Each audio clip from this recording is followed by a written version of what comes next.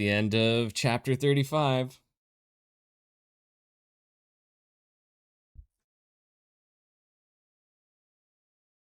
Manu has officially joined the crew.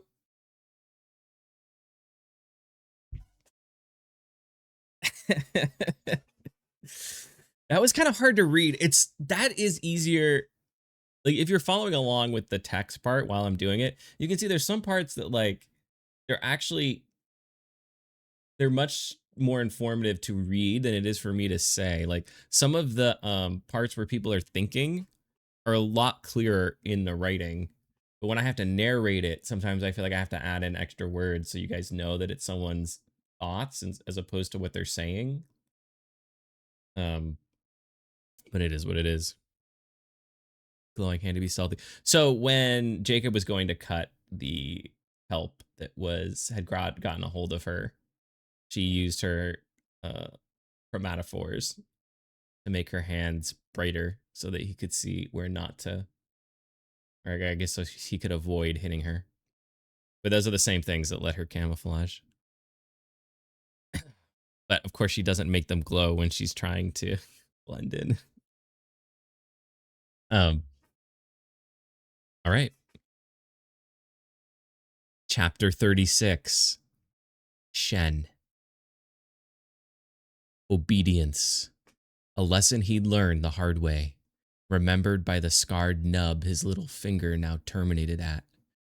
He rubbed his thumb against the smooth skin absent-mindedly in a repetitive circular motion. It was something he did mostly out of boredom. As a child, it seemed part of him had always wanted to be moving, to be active. This had carried into a lack of focus in school, much to the dismay of his teachers and then parents. Some might say this was the true first catalyst on the path that had led him here. Struggling in school transitioned into shame from failing the entrance exams, his inability to brave the truth with his parents, which led to the lies to save face. Even now, they thought he worked as an apprentice at an engineering firm. They wouldn't accept the money he sent back if they knew where it truly came from. When his money and messages stopped arriving, would they try to call the company? Of course, they would learn nothing, as the company was owned by the gang. Any inquiries would just be met with a simple cover story that he would have to learn before making contact again. If we ever get off this island, he thought. As he spotted the newcomers approaching the stepping stones led by Jessica, it seemed those chances had just improved. Surely, if people had arrived, they had a vessel of some kind, maybe even a phone. He knew Brennan had some crazy theory that they were not on Earth anymore, something about the sunlight and the plants, but Nakamura had scoffed at it. This meant Shen had scoffed as well. Loyalty. Nakamura was a boss. He was traveling to Hawaii for a reason Shen was not privy to. The only thing he knew was that he had been told to ensure that all his needs were met and that he was kept safe. This was a big chance for Shen, especially after the fuck-up that had cost him the missing portion of his pinky. It had been fortunate that Nakamura's assigned bodyguard had gotten sick the same morning the flight was departing, and that Shen happened to be there and not yet reassigned.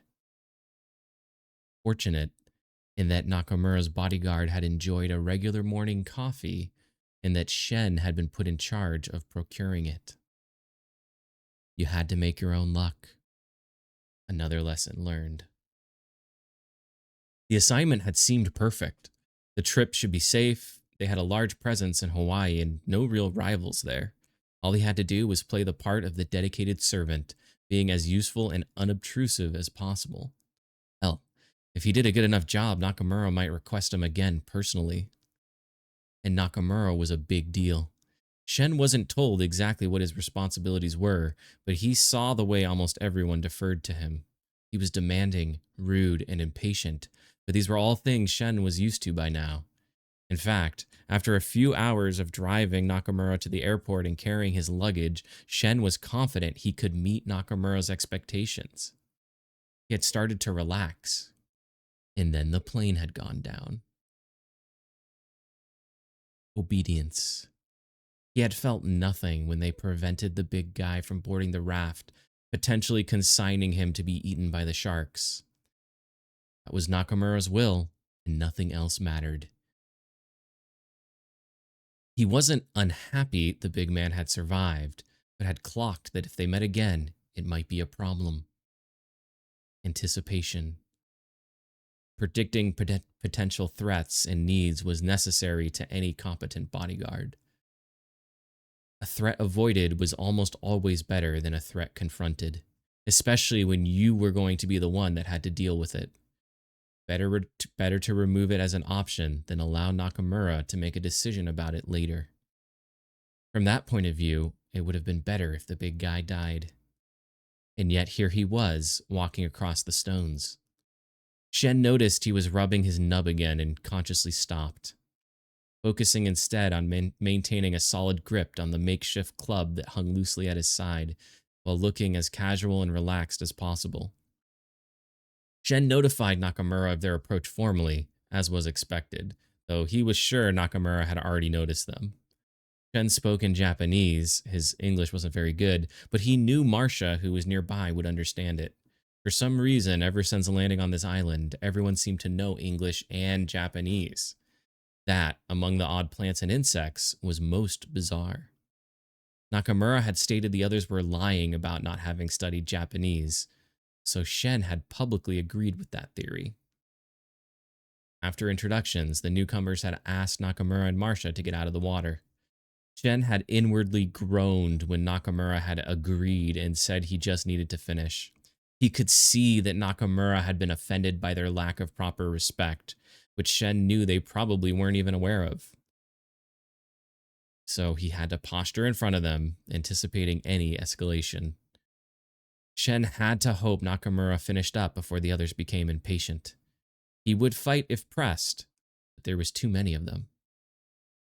Then the girl had lost her patience and snapped at Nakamura, essentially ordering him out of the pool.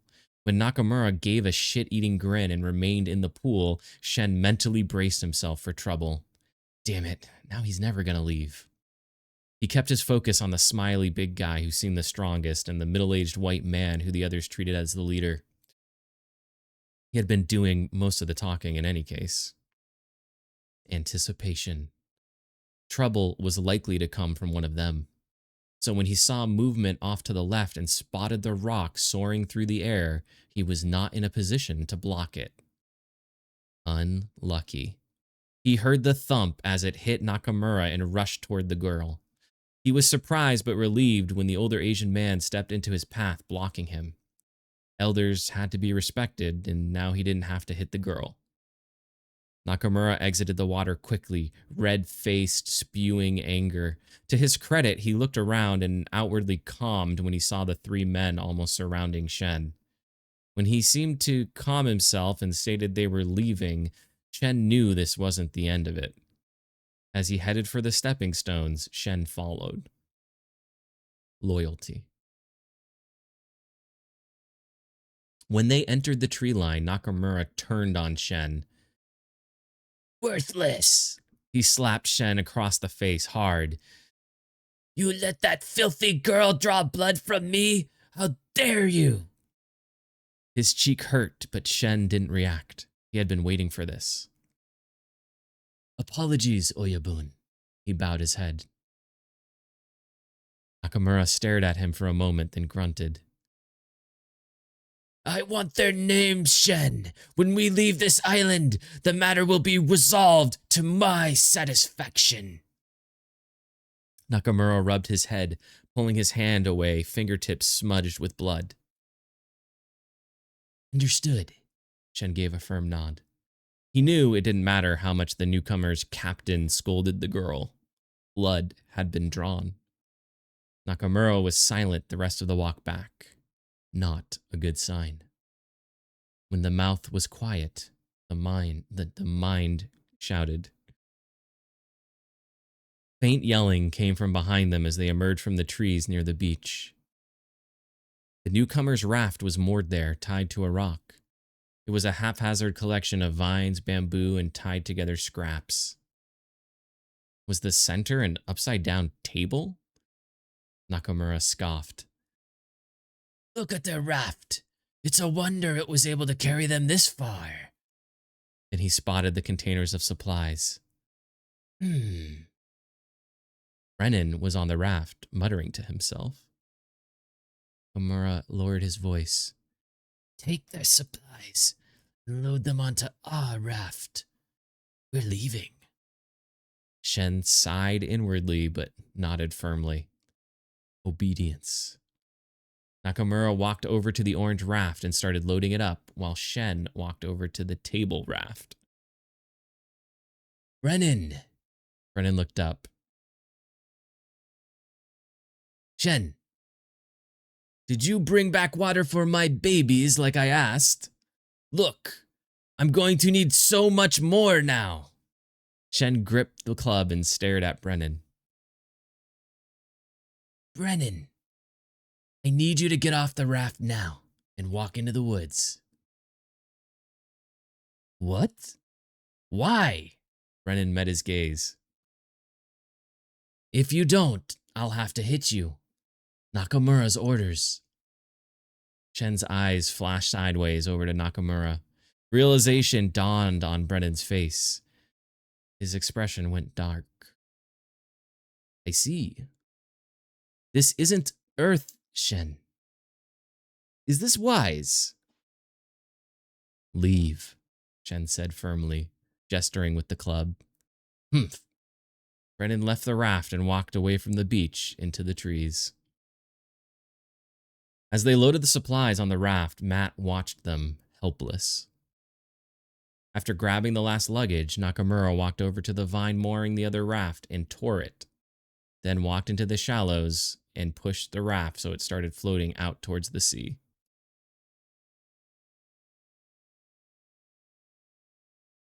Walking back over to the emergency raft, he motioned for Shen to push it into the water. Time to leave. The shouting had started to get louder. Shen eyed Matt, still propped up right inside the raft. Should I remove Matt? Nakamura smirked. If I wanted you to, I would tell you. No. We take the cripple. It'll be good insurance. Shen obeyed and pushed the raft into the water and hopped in. The friction on the sand had jostled the raft, causing Matt to slump to one side. Shen leaned over and pulled him back straight, replacing one of the bolstering logs that had slipped from his hip. Matt only looked at him and blinked. Why the hell are we taking him? At best, he's another mouth to feed. At worst, he's going to die, Shen thought to himself. But Shen just got out one of the emergency raft's telescopic paddles and started to propel the raft along. They were quickly out of sight around a bend in the island and rejoining the current. Shen paused, pulling the paddle up and across his lap. He hadn't had a good meal in 2 days, and he was tired. Did I tell you to stop paddling? Are you stupid? Do you want them to catch us? Nakamura sneered. Maybe losing another finger would put a spring in your step. Stop being lazy. Apologies, Oyabun. Shen had already started paddling after the first question. While Shen paddled, Nakamura started rummaging through the containers from the other raft. Wow. Nakamura's eyes widened as he pulled out an oval object. Now, where did they get this? It was an egg-shaped stone with a dark green glow. It was glassy and semi-translucent. Nakamura just stared at it for a few minutes and then put it down, continuing to check out the rest of the stolen supplies. Aha! He had found a large piece of parchment with writing on it. Those fools actually had a map. Nakamura spent some time reading, eyes going wide at times. Shen didn't bother asking any questions. If Nakamura deemed it necessary, he would share the info. Besides, Shen thought, keeping the knowledge to himself would give him back some control. Maybe that will help calm him. As the sun dipped into the ocean, the huge blue moon started to peek over the horizon. Shen stopped paddling for a moment, stunned. Nakamura hadn't noticed yet as he was facing the other way, watching the sunset. The scientist had been right. Oyabun, look, the moon. Nakamura then turned and went slack-jawed. Shen reached over and turned Matt so he could see. It can't be. A trick of the light? They both just watched as it continued to rise. It was so large that even the stars started to fade into view. Or that even as the stars started to fade into view, the ocean never entered pitch black. When the smaller red moon entered the frame overlaying the blue one, even Nakamura had to face reality. It really is another world, Shen. His words were quiet and full of awe. He paused for a moment and gathered himself. If there was a way here, there has to be a way back. We will find it. Then the bioluminescent aquatic creatures started to rise from the depths. And a shadow loomed on the horizon, a chunk of black